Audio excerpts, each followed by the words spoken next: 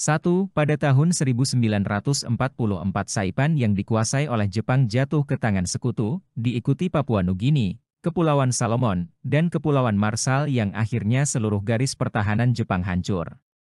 Dalam situasi ini pimpinan pemerintahan Jepang di Jawa, Letnan Jenderal Kumakichi Harada pada tanggal 1 Maret 1945 mengumumkan dibentuknya BPUPKI yang bertujuan A. Menarik simpati Jepang agar tidak lagi menindas rakyat Indonesia, B. Organisasi yang bisa menjamin kesejahteraan bagi para pemimpin Indonesia, C. Mempersiapkan konsep-konsep tata pemerintahan Indonesia merdeka, D. Upaya Jepang untuk menarik simpati rakyat Indonesia, E. Kesempatan untuk berkenalan dengan para tokoh Indonesia lainnya.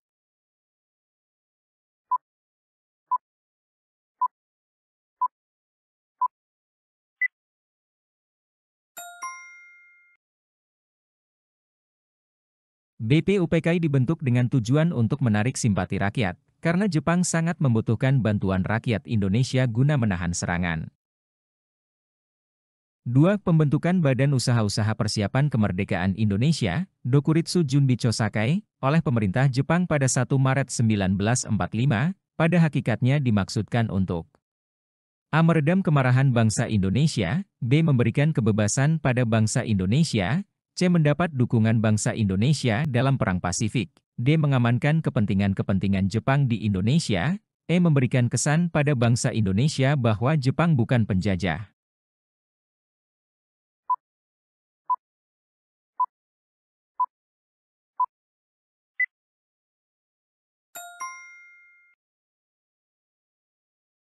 Badan Usaha-Usaha Persiapan Kemerdekaan Indonesia, Dokuritsu Junbicho Sakai, didirikan oleh Jepang pada 1 Maret 1945, dengan tujuan untuk mendapatkan dukungan dari bangsa Indonesia dalam Perang Pasifik melawan sekutu. Jepang berharap bahwa dengan mendukung kemerdekaan Indonesia, mereka dapat memperkuat posisi mereka dalam perang melawan sekutu. 3. Sebelum memasuki masa reses, BPUPKI telah membentuk panitia kecil, Panitia 9, di bawah pimpinan Insinyur Soekarno, yang tugasnya adalah menampung saran-saran dan usul-usul dari anggota BPUPKI. Hasil kerja dari Panitia 9 dikenal dengan nama A. Pancasila, B. Garuda Pancasila, C. Piagam Jakarta, D. Asas dan Tujuan Negara Indonesia, E. Mukadimah UUD 1945.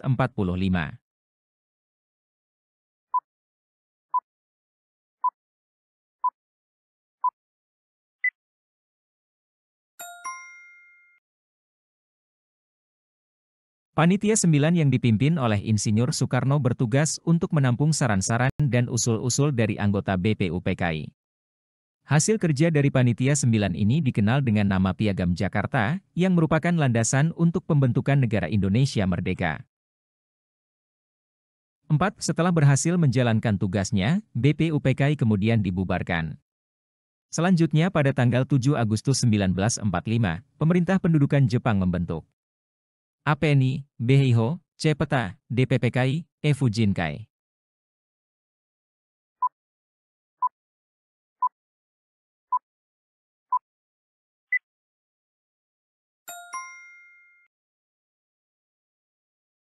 Setelah berhasil menjalankan tugasnya, BPUPKI dibubarkan dan digantikan oleh Panitia Persiapan Kemerdekaan Indonesia, PPKI. PPKI kemudian memainkan peran penting dalam menyusun dan menetapkan naskah Proklamasi Kemerdekaan Indonesia pada tanggal 17 Agustus 1945. 5. Berita kekalahan Jepang diketahui oleh sebagian golongan muda melalui radio siaran luar negeri. Selanjutnya golongan muda mengadakan rapat di salah satu ruangan Lembaga Bakteriologi Jakarta. Keputusan rapat disampaikan oleh Wikana dan Darwis kepada Insinyur Soekarno di rumahnya. Dari pertemuan tersebut akhirnya munculnya peristiwa Rengas Dengklok menjelang dilaksanakannya Proklamasi Kemerdekaan Indonesia. Penyebab munculnya peristiwa Rengas Dengklok adalah A. Perbedaan pendapat antara pemerintah Jepang dengan pemerintah Belanda, B. Perbedaan pendapat antara golongan tua dengan golongan muda Indonesia, C. Gerakan rakyat Indonesia menentang pemerintah pendudukan Jepang, D. Keinginan pasukan Belanda untuk menguasai wilayah Indonesia, E. Keinginan pasukan sekutu menduduki wilayah Indonesia.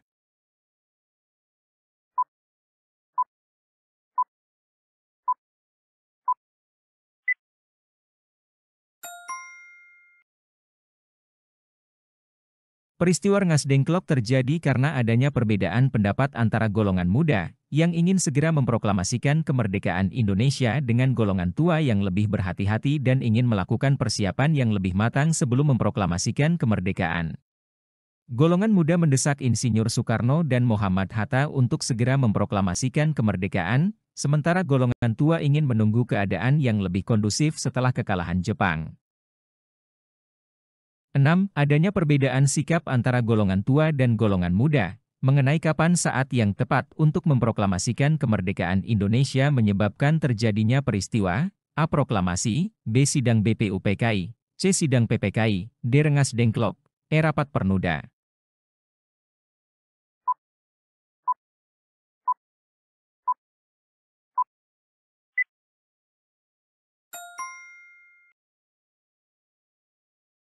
Perbedaan sikap antara golongan tua dan golongan muda mengenai kapan saat yang tepat untuk memproklamasikan kemerdekaan Indonesia, menyebabkan terjadinya peristiwa Rengas Dengklok.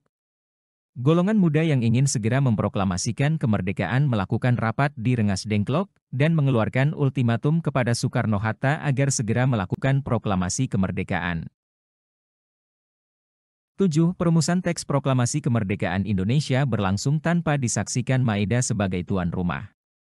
Dasar pertimbangan dipilihnya Rumah Laksamana Maeda sebagai tempat dalam merumuskan teks proklamasi adalah A. Letaknya strategis berada di pusat kota, B. Adanya jaminan keselamatan bagi pemimpin bangsa dan untuk menghindari kecurigaan, C. Telah terjalin hubungan yang erat antara Soekarno-Hatta dan Laksamana Maeda, D. Janji Laksamana Maeda memberikan kemerdekaan kepada Indonesia, E. Sikap terbuka pemerintah Jepang pada akhir kekuasaannya.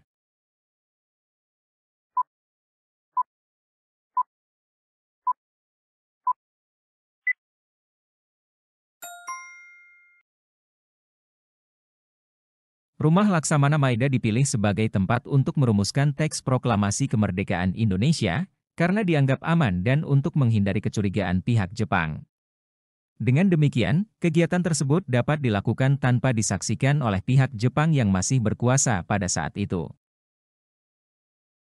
8 tokoh-tokoh yang berperan penting dalam perumusan teks proklamasi kemerdekaan Indonesia di Rumah Laksamana Maeda, yaitu A. Insinyur Soekarno, Moh Hatta, dan Ahmad Soebarjo, B. Supomo, Moh Yamin, dan M.R.A. Maramis, C. Ahmad Soebarjo, Tan Malaka, dan Sayuti Malik, D. Wikana, Darwis, dan Burhanuddin Muhammad Diah, E. M.R. Amir Syarifuddin, R. M. Sartono, dan R. Oto Iskandar Dinata.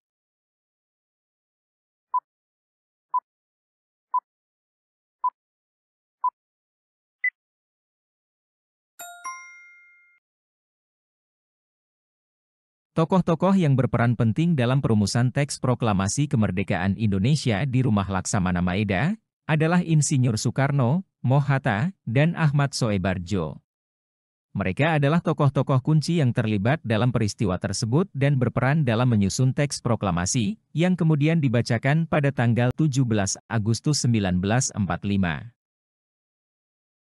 9. Yang berperan sebagai penulis konsep proklamasi adalah Insinyur Soekarno, sedangkan Moh Hatta dan Ahmad Soebarjo penyumbang pikiran secara lisan.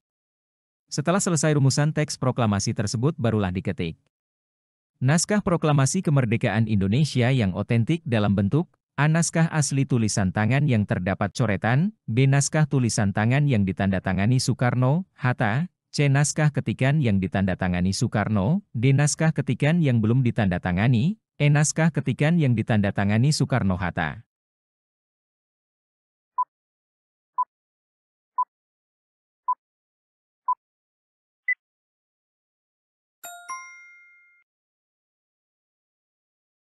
Naskah proklamasi yang otentik adalah naskah yang dibacakan saat proklamasi, karena naskah tersebut merupakan naskah yang diketik oleh Sayuti Malik dan sudah ditandatangani. Berbeda dengan naskah kelat yang merupakan hasil tulis tangan dari Soekarno yang dibantu Muhammad Hatta dan Ahmad Soebarjo. 10. Perhatikan pernyataan berikut. 1. Memberi gagasan paragraf kedua naskah proklamasi kemerdekaan Indonesia. 2. Menulis naskah proklamasi. 3. Meyakinkan golongan muda mengenai pelaksanaan. 4. Memberi gagasan paragraf pertama naskah proklamasi kemerdekaan Indonesia. Peranan Ahmad Soebardjo dalam proklamasi kemerdekaan Indonesia ditunjukkan oleh pernyataan nomor A1 dan 2, B1 dan 3, C2 dan 3, D2 dan 4, E3 dan 4.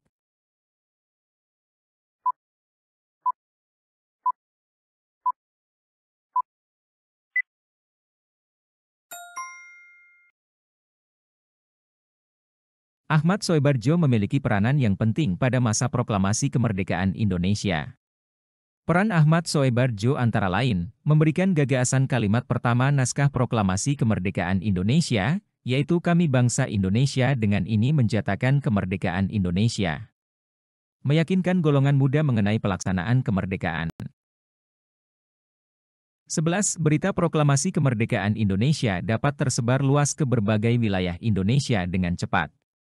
Kondisi tersebut terjadi karena A. Jepang melalui Laksamana Maeda mendukung pelaksanaan proklamasi kemerdekaan Indonesia, B. Waidan B. Panelewen selaku Kepala Bagian Radio Kantor Berita Domei segera memberitakannya setelah proklamasi kemerdekaan dibacakan, C. Pelaksanaan proklamasi kemerdekaan Indonesia disiarkan secara langsung oleh Kantor Berita Domei, D. Kedudukan Jepang di Indonesia tidak lagi diakui setelah menyerah tanpa syarat pada tanggal 14 Agustus 1945, E. Jepang mengizinkan para pemuda menyebarkan berita proklamasi kemerdekaan melalui Kantor Berita Domei.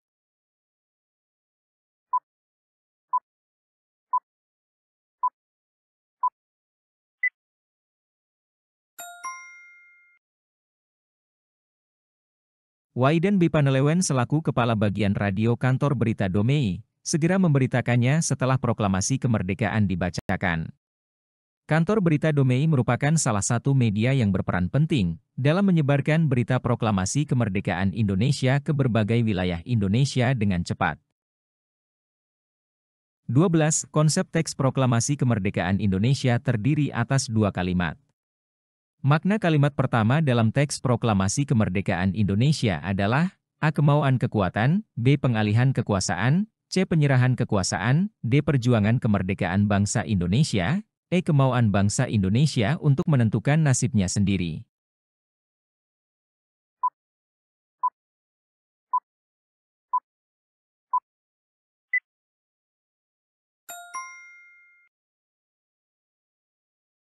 Kalimat pertama dalam teks proklamasi kemerdekaan Indonesia menyatakan, kami, bangsa Indonesia, dengan ini menjatakan kemerdekaan Indonesia.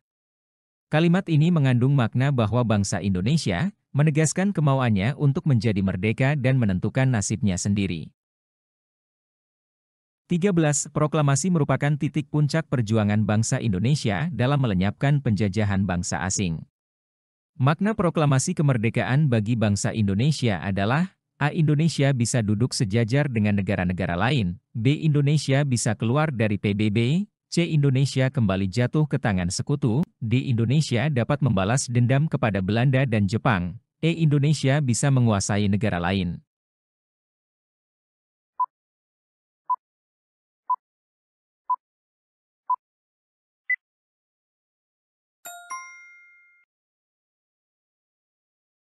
Proklamasi kemerdekaan Indonesia merupakan titik puncak perjuangan bangsa Indonesia dalam melawan penjajahan bangsa asing. Makna proklamasi bagi bangsa Indonesia adalah bahwa Indonesia bisa menjadi negara merdeka dan bisa duduk sejajar dengan negara-negara lain di dunia. 14. Lembaga pemerintah yang dibentuk PPKI pada awal proklamasi adalah KNIP yang bertujuan untuk A. Lembaga yang membentuk UUD, B. Sebagai Dewan Pertimbangan Presiden, C. Lembaga yang ditujukan untuk mempertahankan negara, D. Badan yang membantu menjaga keamanan umum, E. Badan yang membantu Presiden dalam menjalankan tugasnya.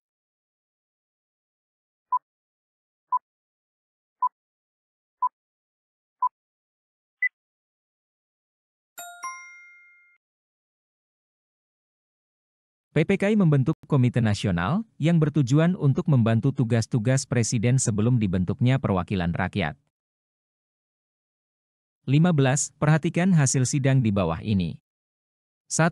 Membentuk pemerintahan di daerah. 2. Mengesahkan dan menetapkan Undang-Undang Dasar 1945 sebagai Konstitusi Negara Indonesia. 3. Membentuk kementerian, departemen. 4. Memilih Presiden dan Wakil Presiden Republik Indonesia. 5. Membentuk Komite Nasional Indonesia, KNI. Hasil sidang pertama PPKI pada tanggal 18 Agustus 1945 ditunjukkan oleh nomor A1, 2, dan 3, B1, 3, dan 4, C2, 3, dan 4, D2, 4, dan 5, E. 3, 4, dan 5.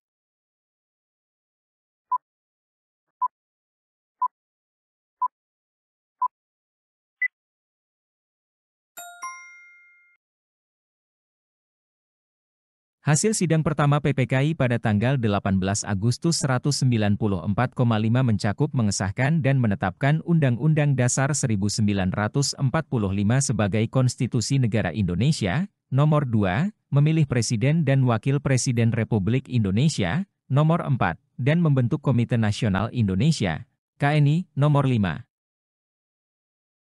16. Republik Indonesia dibagi menjadi 8 provinsi dan masing-masing provinsi dipimpin oleh seorang gubernur. Hal ini didasarkan pada hasil sidang PPKI 19 Agustus 1945. Di bawah ini 8 provinsi yang ditetapkan pada tanggal PPKI 19 Agustus 1945, yaitu A. Madura, Sunda Kecil, Kalimantan, Jawa Barat, Sulawesi, Jawa Barat, Jawa Timur, Maluku, B. Sunda Kecil, Kalimantan, Jawa Barat, Sulawesi, Jawa Barat, Jawa Timur, Maluku, Jakarta, C. Kalimantan, Jawa Barat, Sulawesi, Jawa Tengah, Jawa Timur, Maluku, Sunda Kecil, Yogyakarta, D. Jawa Barat, Kalimantan, Sulawesi, Jawa Tengah, Jawa Timur, Maluku, Sunda Kecil, Banten, E. Sulawesi, Kalimantan, Jawa Barat, Jawa Tengah, Jawa Timur, Maluku, Sunda Kecil, Sumatera.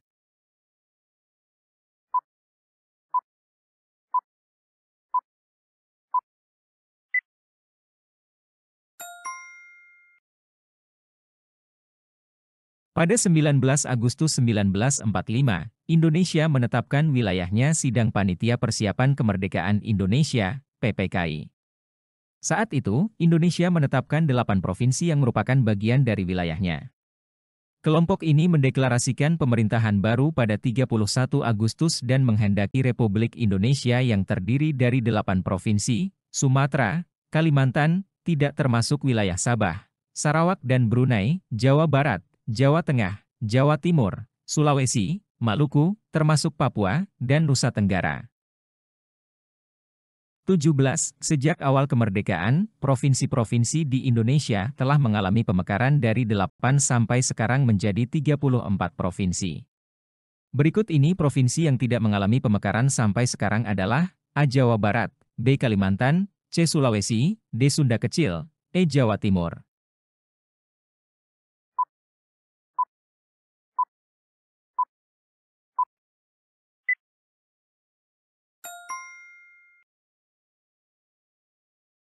Sejak awal kemerdekaan, provinsi-provinsi di Indonesia telah mengalami pemekaran dari 8 sampai sekarang menjadi 34 provinsi. Provinsi yang tidak mengalami pemekaran sampai sekarang adalah Jawa Timur. 18. BKR merupakan hasil keputusan sidang PPKI tanggal 22 Agustus 1945. Pembentukan BKR mendapat sambutan gembira dari masyarakat luas. Dalam BKR terhimpun bekas anggota PETA, Heiho, Keisat Sutai, Seinendan, dan Keibodan. Tujuan pembentukan BKR adalah A. Untuk memelihara keselamatan masyarakat dan keamanan di berbagai wilayah, B. Sebagai suatu organisasi militer yang resmi, C. Sebagai organisasi keamanan dan ketentraman daerah setempat, D. Berperan sebagai kekuatan pertahanan keamanan di daerah kantong, E. Sebagai TNI yang diharapkan mampu menghadapi kekuatan pasukan sekutu.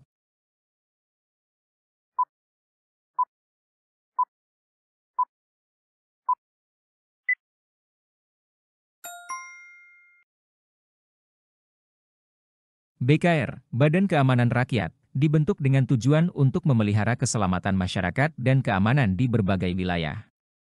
Ini merupakan langkah awal dalam pembentukan Tentara Nasional Indonesia, TNI, sebagai organisasi militer yang resmi. 19. Alasan pemerintah Indonesia belum juga membentuk Tentara Nasional Indonesia adalah A. Indonesia sudah memiliki badan-badan perjuangan bentukan para pemuda, B. Menunggu persetujuan pihak sekutu sebagai penguasa baru di Indonesia, C. Mengingat bahwa di Indonesia telah ada kesatuan militer peninggalan Jepang, D. Menghindari kemungkinan serangan gabungan tentara sekutu dan Jepang, E. Indonesia belum memiliki kemampuan dan keterampilan militer yang cukup.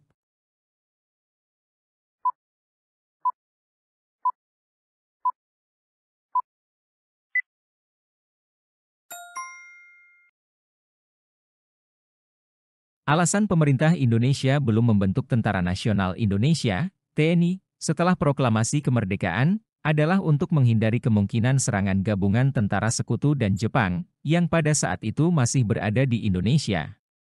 Ini merupakan pertimbangan strategis dalam proses pembentukan TNI. 20 pada tanggal 22 Agustus 1945 mengadakan sidang yang ketiga.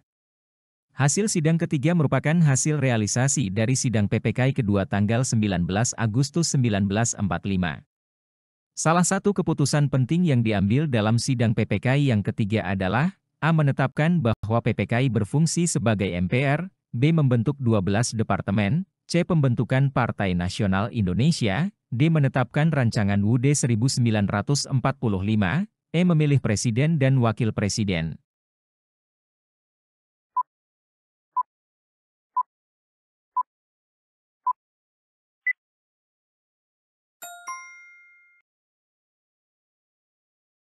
Pada tanggal 22 Agustus 1945, PPKI mengadakan sidang ketiga yang menghasilkan keputusan-keputusan seperti menetapkan Komite Nasional Indonesia Pusat atau KNIP, membentuk Partai Nasional Indonesia atau PNI, membentuk Badan Keamanan Rakyat atau BPR. 21. Kita sebagai warga negara Indonesia patut bersyukur dan menghargai perjuangan para pahlawan yang telah berjuang dalam menegakkan negara Republik Indonesia. Sebagai siswa harus dapat meneruskan perjuangan para pahlawan dengan A. Menyerang negara penjajah, apabila mengganggu negara kita, B. Menghancurkan negara lain, apabila meronggong negara kita, C. Melawan negara lain, apabila terjadi kerusuhan, D. Belajar dengan tekun, E. Berdoa dan bekerja dengan baik.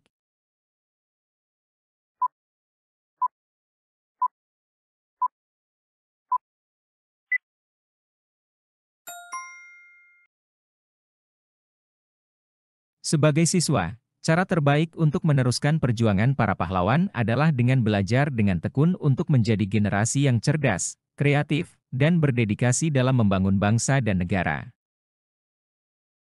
22. Nilai-nilai karakter yang sangat perlu kita warisi sebagai seorang peserta didik dalam ikut mengisi kemerdekaan adalah A. Persatuan dan kerjasama, B. Kebangsaan dan religius, C. Integritas dan kejuangan, D. Kejujuran dan cinta tanah air, E. Tenggang rasa dan keikhlasan.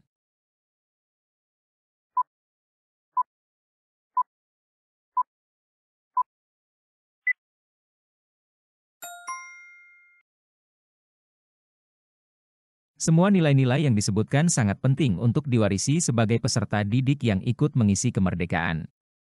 Namun, jika harus memilih satu, maka nilai-nilai yang paling mendasar adalah kejujuran dan cinta tanah air. Kejujuran adalah landasan integritas yang kuat, sementara cinta tanah air menjadi motivasi utama untuk berjuang dan mengisi kemerdekaan dengan baik. 23. Penyebab utama meletusnya pertempuran 10 November 1945 antara arek-arek Surabaya melawan pasukan sekutu, Inggris, adalah A. Terbunuhnya Jenderal Malabi dan diabaikannya ultimatum sekutu oleh arek-arek Surabaya, B. Tewasnya Jenderal Christison, C. Tindakan sekutu yang berusaha menguasai Surabaya dengan kekerasan, D. Mendaratnya pasukan sekutu di Surabaya, E. Sekutu melarang arek-arek Surabaya melucuti senjata tentara Jepang.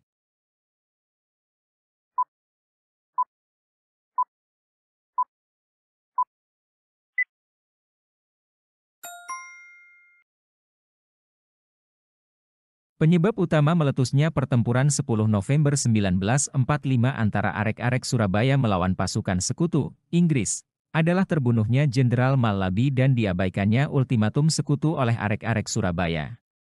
Pertempuran ini bermula dari ketegangan antara pasukan sekutu yang hendak menguasai kembali Surabaya setelah Jepang menyerah, dengan rakyat Surabaya yang menolak kedatangan pasukan sekutu. Keadaan semakin memanas setelah Jenderal Malabi tewas dalam insiden di Hotel Yamato, yang kemudian memicu pasukan sekutu untuk menyerang Surabaya. 24 sebab utama meletusnya pertempuran 5 hari di Semarang adalah A. Gugurnya Letkol Isdiman dalam pertempuran di Ambarawa, B. Penolakan tentara Jepang untuk menyerahkan senjatanya, C. Gugurnya Adi Sucipto dalam pertempuran di Yogyakarta, D. Gugurnya Dr. Kairadi pada saat memeriksa cadangan air minum di daerah Candi, E. Jepang telah melakukan serangan secara besar-besaran terhadap kota Semarang.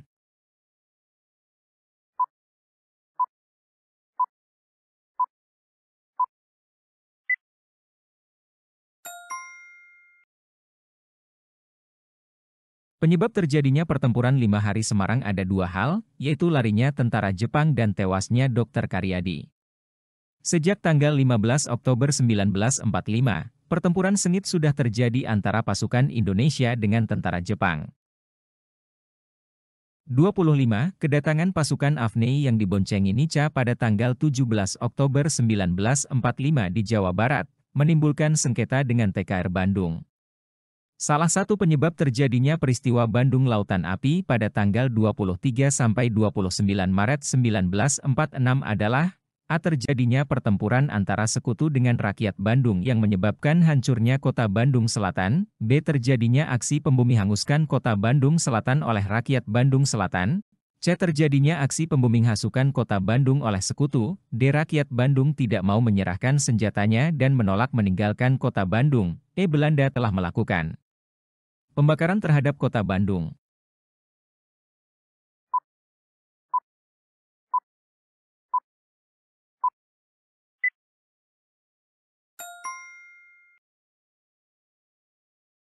Peristiwa Bandung Lautan Api adalah peristiwa kebakaran besar yang terjadi di Bandung, Provinsi Jawa Barat pada 23 Maret 1946. Peristiwa ini dilatar belakangi oleh kedatangan Belanda dan sekutu kembali ke Indonesia. Pasca Indonesia merdeka, pada 23 Maret 1946, pihak sekutu mengeluarkan ultimatum untuk mengosongkan kota Bandung.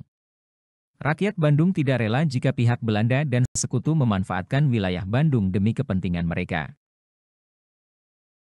26. Kemenangan TKR atas tentara sekutu dalam suatu pertempuran mengakibatkan peristiwa itu ditetapkan sebagai Hari Infanteri.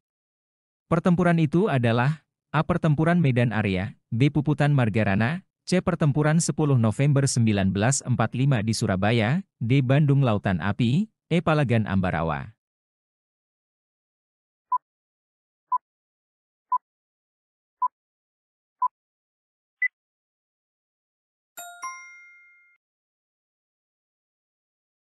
Kemenangan pertempuran Ambarawa pada tanggal 15 Desember 1945 dan keberhasilan Panglima Besar Jenderal Sudirman ini kemudian diabadikan dalam bentuk monumen Palagan Ambarawa. TNI AD memperingati tanggal tersebut setiap tahun sebagai Hari Infanteri.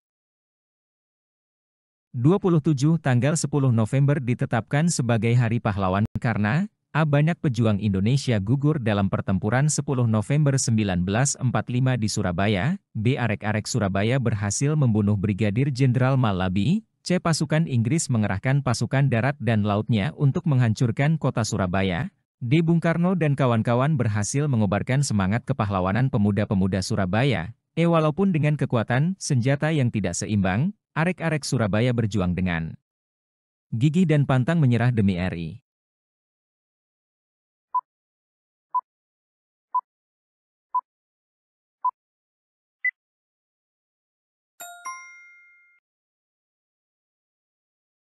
Jawabannya adalah banyak pejuang Indonesia gugur dalam pertempuran 10 November 1945 di Surabaya. Tanggal 10 November dipilih sebagai Hari Pahlawan untuk menghormati para pejuang yang gugur dalam pertempuran Surabaya pada tahun 1945, yang merupakan salah satu peristiwa penting dalam sejarah perjuangan kemerdekaan Indonesia. 28. Perundingan Linggarjati dilakukan pada tanggal 10 November 1946 di Linggarjati, Cirebon. Dalam perundingan ini, Indonesia diwakili oleh Perdana Menteri Sultan Syahrir, sedangkan Belanda diwakili oleh Profesor Schermerhorn. Isi perjanjian Linggarjati merugikan Indonesia sebab, A. Mempersempit wilayah RI dan mengubah tujuan negara, B. Mempersempit wilayah RIS dan mengubah tujuan negara, C. Mempersempit wilayah NIS dan mengubah tujuan negara, D. Mempersempit wilayah NITE dan mengubah tujuan negara, E. Mempersempit wilayah daerah istimewa Yogyakarta dan mengubah tujuan negara.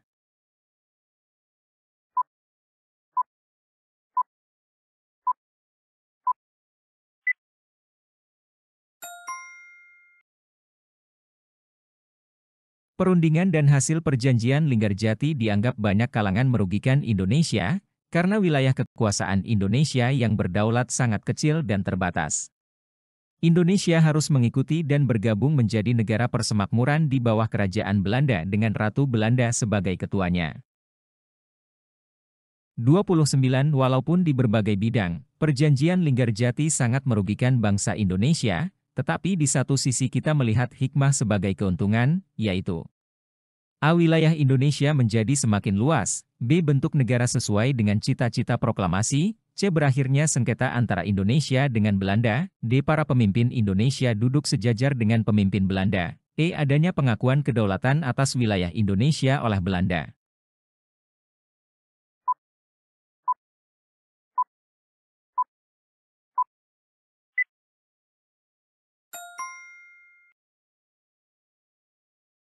Jawabannya adalah adanya pengakuan kedaulatan atas wilayah Indonesia oleh Belanda. Perjanjian Linggarjati, meskipun memiliki kelemahan dan kontroversi dalam beberapa aspek, tetap memberikan pengakuan atas kedaulatan Indonesia oleh Belanda. Hal ini merupakan langkah awal yang penting dalam perjuangan diplomasi Indonesia untuk meraih kemerdekaan secara internasional. 30. Menanggapi agresi militer 1 Belanda, Dewan Keamanan PBB membentuk Komisi 3 Negara, KTN. Keterangan yang tepat berkaitan dengan KTN adalah A. Badan arbitrase yang tidak memihak, B. Badan yang membantu perjuangan bangsa Indonesia, C. Komisi jasa baik yang berusaha membantu Indonesia, D. Lembaga khusus yang menangani bangsa-bangsa terjajah, E. Komisi yang beranggotakan Amerika Serikat, Inggris, dan Belgia.